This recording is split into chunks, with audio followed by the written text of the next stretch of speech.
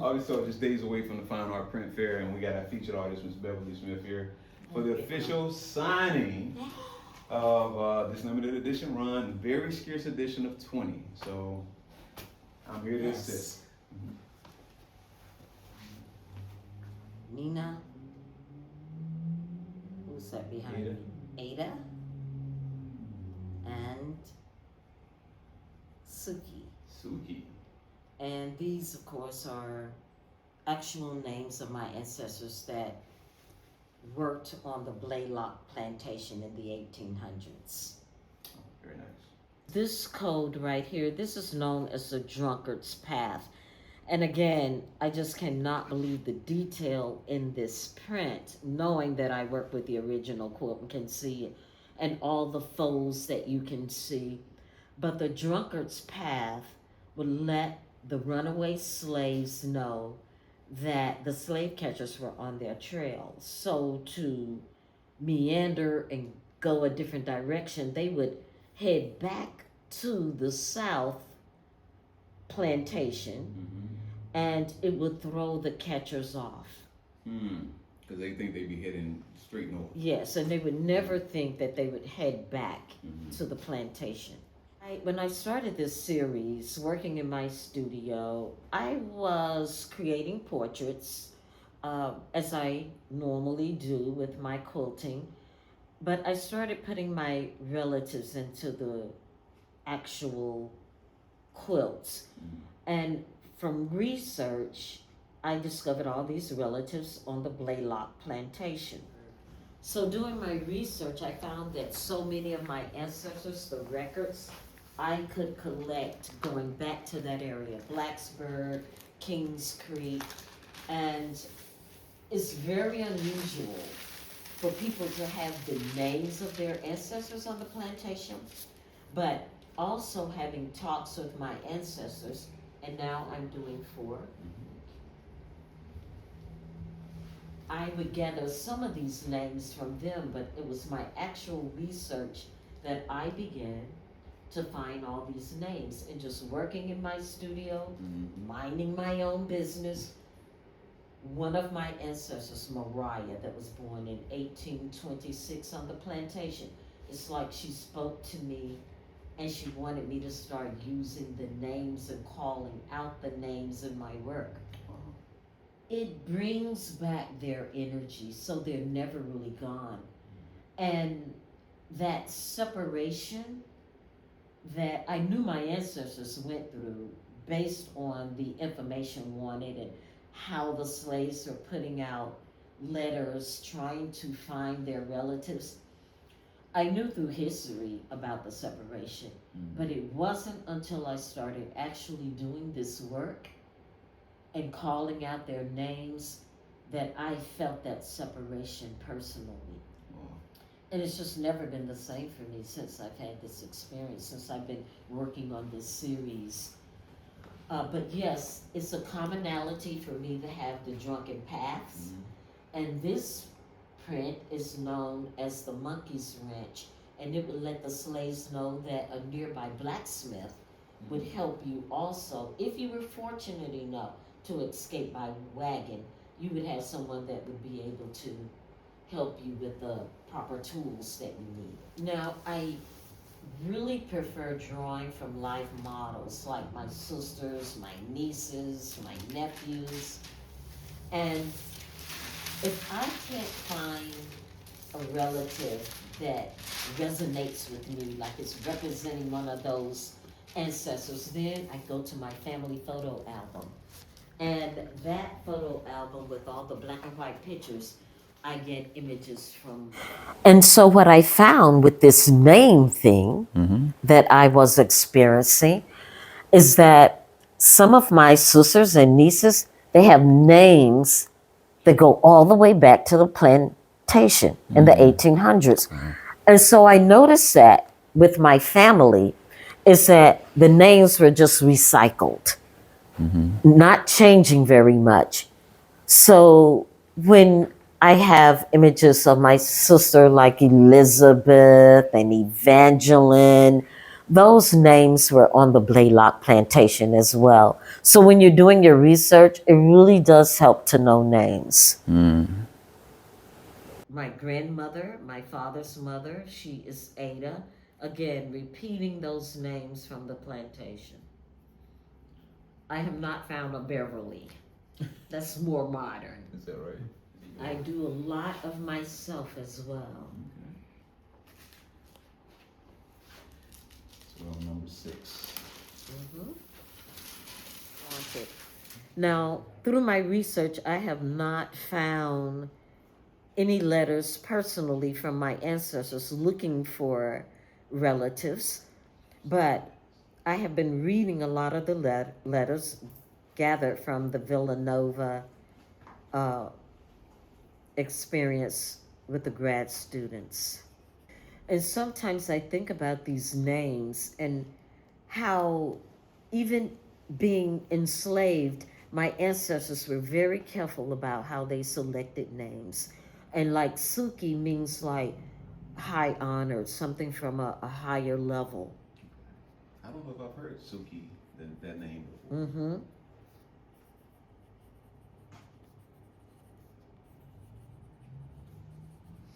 And I have two twins here, Nina and representing my grandmother, Mariah.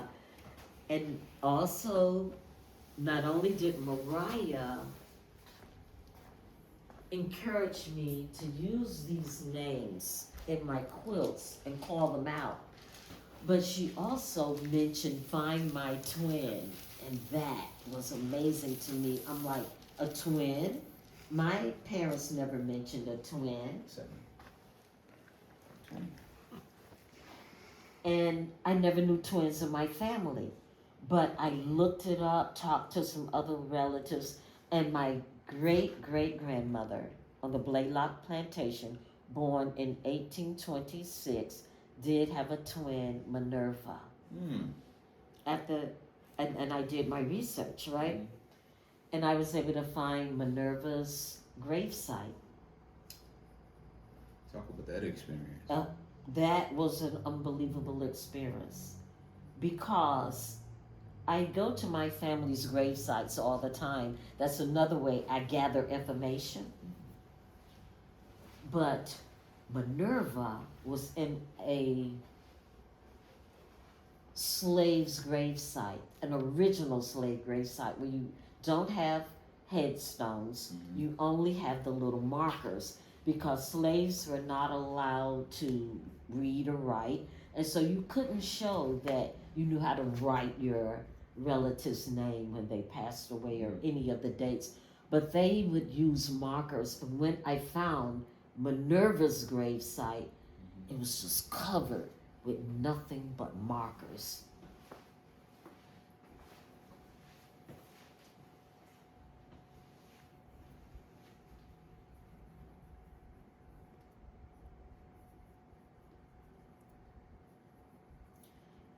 The church that is across the street from Minerva's gravesite, they began to do research and put up headstones so relatives could know that this is what should have been where this marker is. And it was so many of them. I had my sister with me, and she walks with a cane, and her cane was like sinking into the ground almost like 3 inches deep. And those markers just kept going deep into the woods. Whenever I make a discovery like that, I have to pause, take some time off. This particular, when I found out about Minerva and Mariah, the twins of my ancestors that were separated on the Blaylock plantation because Minerva was sold at the age of 8. This is how I knew and felt that separation, how deep it runs. And I feel like generationally is still a part of us, that anxiety we get when we have to leave certain things behind. It's like ingrained in us. And then it's a commonality also to have like red shoes on my figure. And that's from research that I found on my grandmother Cassie, that was born in 1789.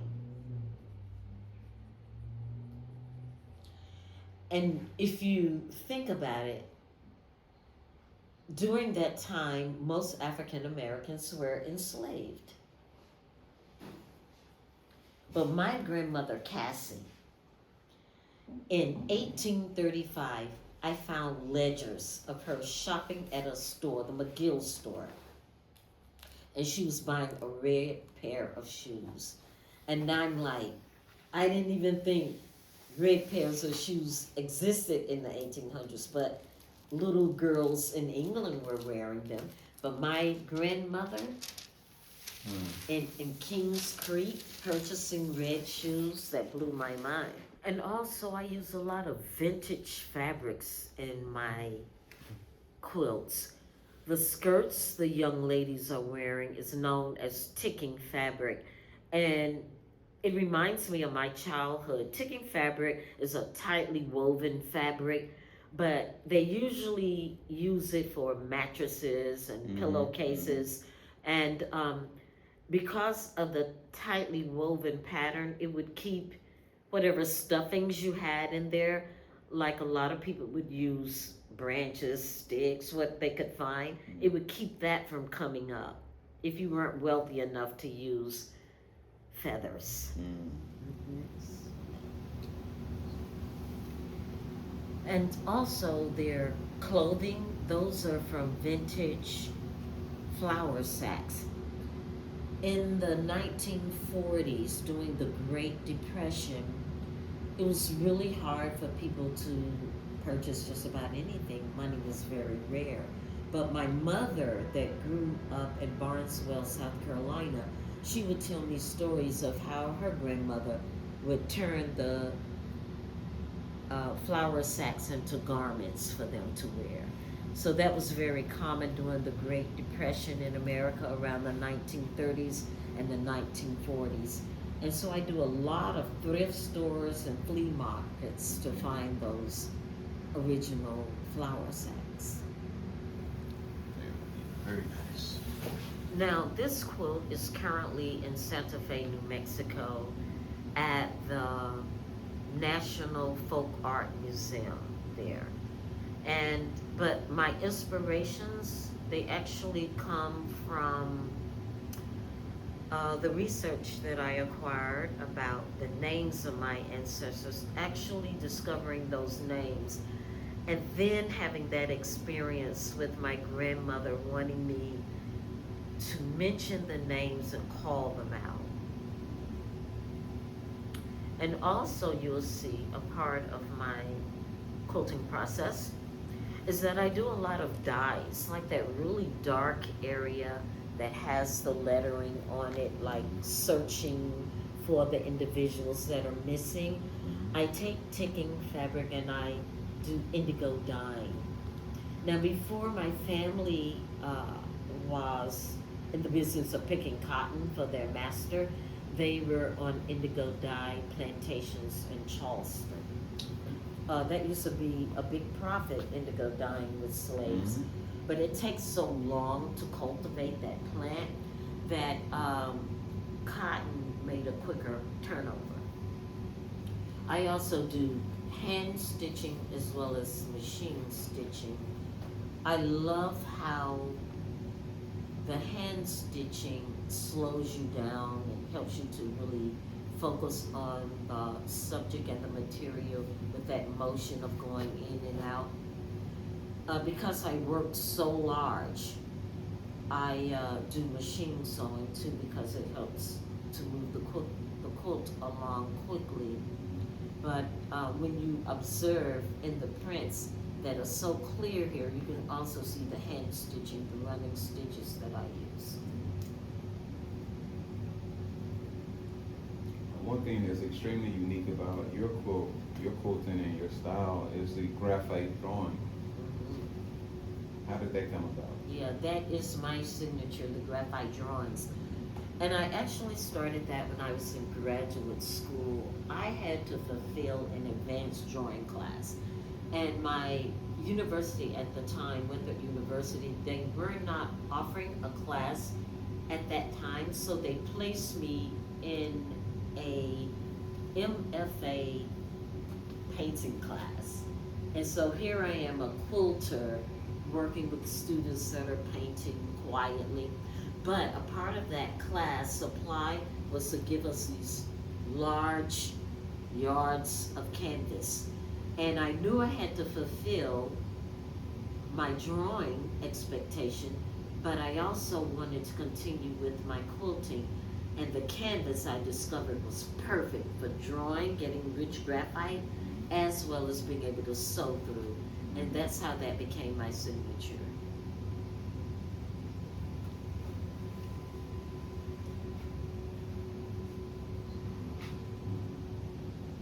And I continue to do graphite drawings to this day. But when I look at the photos that were captured on the print, it amazes me because I started working outside of the traditional form of a quilt when I started doing this piece, and I just started to let the quilt roll on, roll on, roll on. And I remember researching, and I found Dr. Sampson, and she did a dissertation on fabrics, the crinkles and folds and the stains on fabric. And she referred to like um, a memoir, how our clothing really can tell stories about us, what happened that day. And I was already loving the stains of some of these original quilts. And the print actually picks these up when you see that. I love that. But she explained it like, suppose you're having soup for lunch and you're eating in a hurry and the soup spills on your garment. That's like a memoir of what you did that day. And I love that thought of how fabrics can tell you a lot of the history and the people, what they were experiencing at that time. My grandmother, whom inspired me, my first inspiration on quilts, she taught me how the smallest piece of fabric can hold stories generations back. And I understood that only as I began to study quilts, remember my grandmother's quilts, because how she would cover me with that quilt in this little room when I would go visit her in Blacksburg, South Carolina. And I didn't know anything about quilts. I just know I love the beautiful patchwork colors and designs that were all over the place, no real pattern. And it was later when I realized that I was really sleeping under my aunt's discarded dresses and old tablecloths with the stains on them and curtains that my grandmother had forever. And I continue with that practice, like with the flour sacks.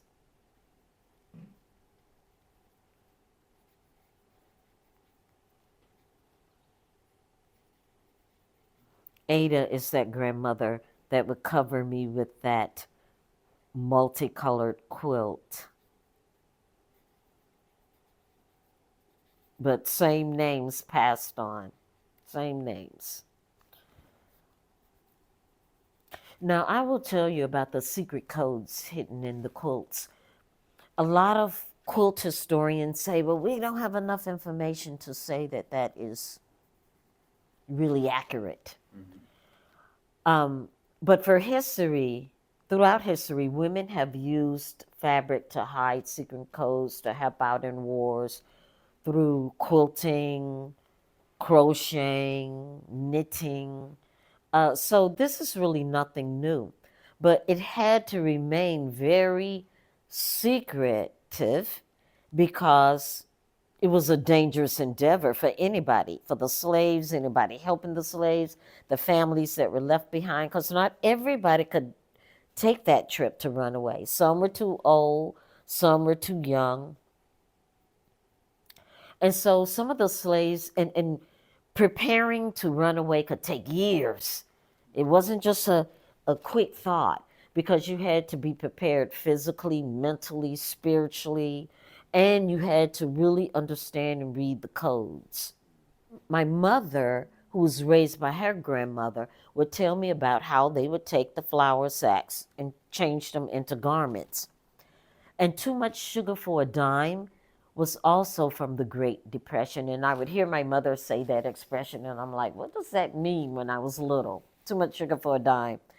And then sometimes I would hear her use it when we would go to Tanner's Cafe, and she would talk to the waitress and say, this is too much sugar for a dime.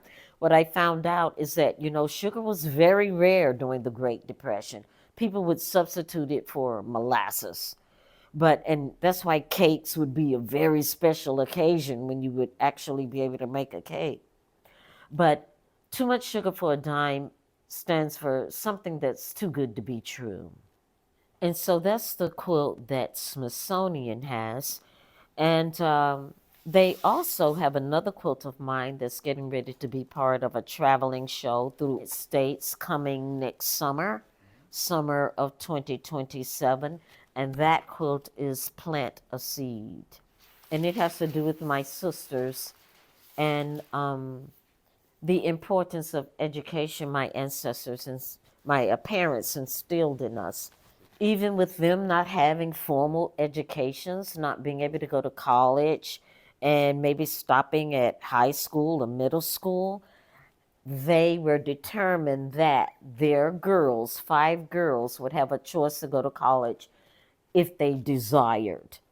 And so they worked several jobs and was able to send us to college. And one of my sisters going to Bennett University, that's a private school, very expensive. And so ever since I started this series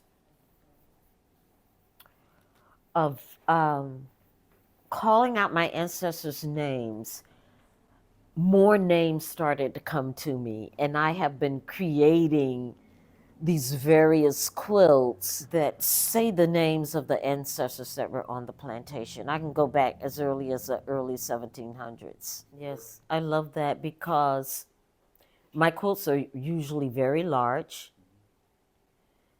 and the space most people would have is not really conducive for that size. But having a print, and I mean something this clear, is still like being able to have the treasure of it next to you and be able to still see all the details. And it's affordable and a pretty good size, even though these are super large. But it's still a very good size to be able to have in one's home. But I'm sorry. So I can barely get through a quilt without, it seems like an ancestor saying, I want my name, I want my name. I think it may be maybe 7 years now since I retired. 18. Because I remember you coming to my class. I still have pictures. Oh my gosh, it's been wonderful because of the people that I meet, the experiences that I have. That's the main thing for me, is when I go out and get to meet so many people. And I've been collaborating with a lot of different people, other artists and galleries such as yourself. And it just keeps expanding my knowledge and my desire to continue to create. And then I treated myself to my own studio. When I'm doing a very emotional piece, like this piece with the separation, and I'm feeling it for the first time, like imagining my grandmother on the plantation being separated from her sister, and her sister Minerva, the one who I visited her graveyard, and finding out she was sold numerous times. Even though my grandmother Mariah stayed with the Blaylock family, this is how I gather a lot of information. But when I find out information like that, sometimes I have to take to bed. I may have to stop a project and not get back to it for a month. And then, so that will determine how long it takes and how many quilts I'm able to do a year. But I would say maybe 3. And when I found out my grandmother Cassie, born in 1779, the one that was purchasing these red shoes, I found her in a book that a gentleman wrote about the slaves that, well, African Americans in the 1800s that owned slaves. And my grandmother Cassie Meacham was mentioned in that book. That took me off guard, and I had to shut down for a while because that was something never told to me, to my family, and to have it in print in 1830 that she owned a slave, one of the few women during that time period, African American women. But more research, I found that it was actually her husband, my fourth grandfather removed. And the law at that time, whatever the status of the mother was, that's what your children would be.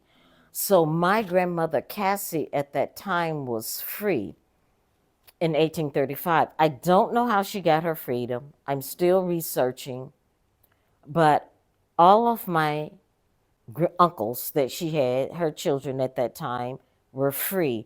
When they saw that a lot of Africans were marrying Irish women and the Irish women were free, they changed the law.